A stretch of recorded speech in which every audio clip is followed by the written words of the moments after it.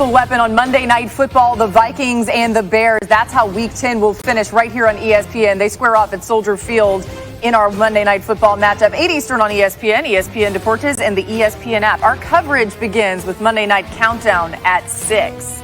And we've got a great slate of games this Sunday. None may be more intriguing than the Seahawks at Rams, featuring frontrunners for MVP and Defensive Player of the Year.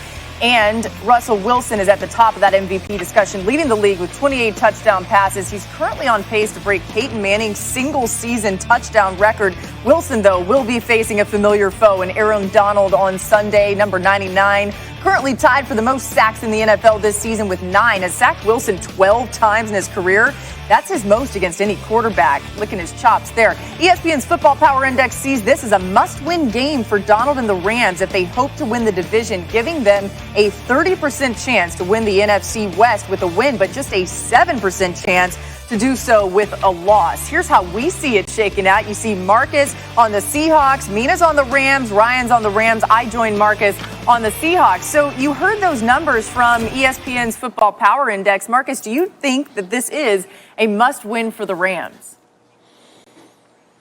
Yes, I do. But first, let me get something out of the way, okay? I apologize to Mina and RC and you, Laura. I did not get the memo. Why am I so damn You are so dressed up. I have no idea why I did. I thought you were going somewhere fancy after the show.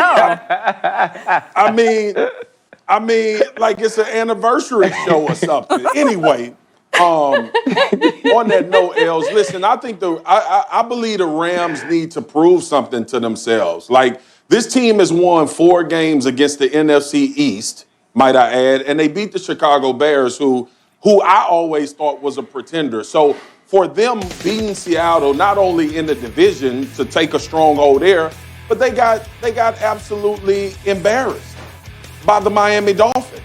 This team needs a lot of juice. They need a lot of things to go right against the Seattle Seahawks, because then doubts start kicking in.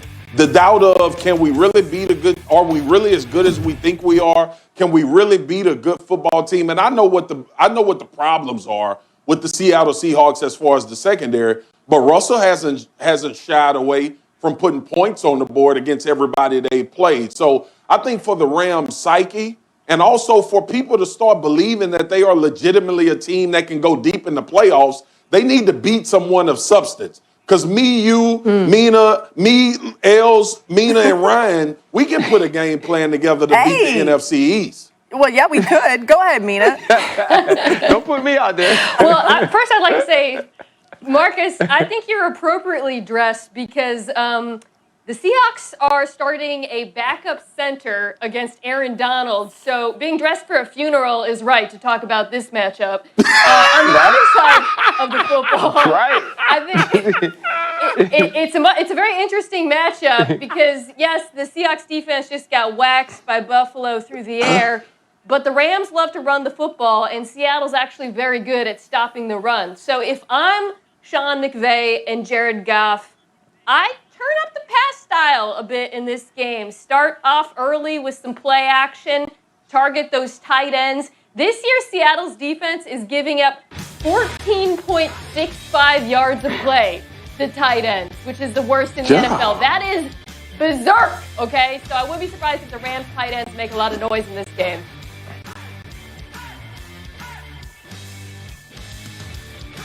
And listen, you look at this team and you look at what the Rams need to do coming into this game, and you hear Mina talk about the defense and talk about how many yards that they're giving up through the pass for the for the Seattle Seahawks, how easy it is to exploit them. But really think about the Los Angeles Rams and what they like to do. They like to start the game off with the run and then move into the play action pass with Jared Goff. Sean McVay can't get away from that. Sean McVay can't get into this game and see the big pretty openings in the back of the secondary and say, you know what, we're going to throw it. We're going to do this each and every play. Because if you go 3 and out, if there's some incompletion, if there's some pressure, now you put Russell Wilson back out on the field. And nobody wants that. Nobody wants to give Russell Wilson opportunity after opportunity after opportunity to cook. And when you do those things, you put your team in jeopardy. You put your team in trouble. And also, Jared Goff doesn't look good when you just drop him back to pass. Did you see him against Miami? Those dudes were teeing off. They had interceptions that were actually dropped for pick 6. There was a fumble that was returned for 6. Sean McVay has to control this game. He has to know who his quarterback is. He has to know the wide range of Jared Goff. Jared Goff is a guy that can win an Oscar. He can be all different types of actors. We could see him as the Jared Goff that takes the team to a Super Bowl, or you could see him as Jeff Fisher's Jared Goff. Find him somewhere in between by controlling him, Sean McVay, because if you get too excited to try to attack through the pass, I think you could be in trouble. Yeah, and if you're Sean McVay, it might be kind of hard not to get too excited, because when you think about Seattle's defense, they've allowed the second most yards through a team's first 8 games in NFL history. So he will be tempted to maybe throw it all over the field. We'll see what happens in that one. But let's get to Tom Brady and the Bucs, completely dominated by the Saints last time out. And all of a sudden, everyone pumping the brakes on the Bucs to the Super Bowl. So let's see, can they get right? A lot made about this, and Tom Brady talking about why they do need to get right. I think we all recognize we're not at a place where we can ever, relax. We got to improve the urgency. We got to, make the improvements faster, learn from the mistakes, and do a better job. A lot of situations you're in over years and years, and, we haven't been in those together. I might have been in a lot of situations, and Byron's been in a lot of situations, and BA's been in a lot of situations. The receivers here have been in a lot of different situations, but we're just trying to make it happen together. And you're going up against other teams that have a lot of continuity, and that's the disadvantage. But we got to try to make up for it as best we can. I mean, we've seen frustrated Tom Brady on the sideline this year, and rightfully so in those moments. That's very reasonable. Tom Brady making a lot of sense about all this. But Marcus, when you think about this, how much of the blame for the struggles with the Tampa Bay Buccaneers falls on Tom Brady's own shoulders? I give him about 20% of the 80. And I'm going to be honest with you, BA and Byron Leftwich have not helped him. First of all, this is not – Tom Brady's been in the league a long time. When Ryan played in the NFL, when I played in the NFL, you knew damn well when you got pressure on Tom Brady, he was going to struggle. That's been the case forever. And BA and Byron Leftwich keep wanting to throw 15, 20-yard routes down the field. They don't want to run a screen game. They don't want to figure out how to get this run game going. It's all about the weapons and the talent. And I got to apologize to the American people because I'm dressed like a president today, so I said it that way. But the bottom line is this. You cannot put him in that situation at 43 years old. You cannot think that the talent is going to be good enough without continuity. We talk about football from the context all of the time. You can buy championships in basketball. We've seen it happen. You can do it in baseball. We've seen it happen. You cannot buy championships in the NFL. They have to get this figured out right now. Now, Tom Brady throwing the ball across the field for an interception, yeah, that's dumb. Tom Brady throwing in the coverage, that's a problem. But a lot of this is based off of asking him to do things that he is not accustomed to do or not built to do with this team right now. Marcus, I hate to do this to you because we are teammates. Didn't you say a couple of weeks ago Tom Brady was the MVP? Didn't you say Russell Wilson let him back in the race to be the MVP? And so now all he get is 20%. So was BA and Byron Leftwich doing a great job then and helping him? No. Sure, go ahead. No, I get to talk. Go ahead. Mina next, but Marcus first. I don't want to cut Mina off. I don't want to cut Mina off. Go for a second. Just be sure. Brian. Okay, I'll talk then, damn it. Let me talk. Let me respond to the gentleman from Louisiana. Here's the deal, RC.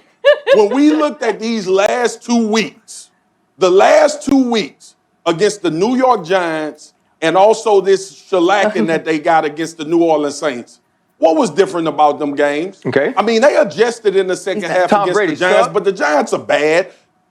Daniel Jones allowed them to be in that game consistently. It's been terrible offensive plans, RC. We've been screaming, throw the ball to Grunt. We've been screaming, use the screen game. The lady from California have a run game. Go ahead, Mina. Reclaim her time. Yeah, go ahead. I'm sorry. Okay. Earlier, we talked about how, Marcus, your apparel made you fit to talk about Aaron Donald versus the Seahawks offensive line. Now I'm going to talk about how Ryan is appropriately dressed to talk about the Carolina defense. Much like it looks like Ryan got his sweater at Gap Kids, this defense is full of children. And that's why Tom Brady is going to shred today. Now, they've got some great talented rookies. I love Jeremy Chin. Y'all know I love Brian Burns, but this is a very different defense from the one we just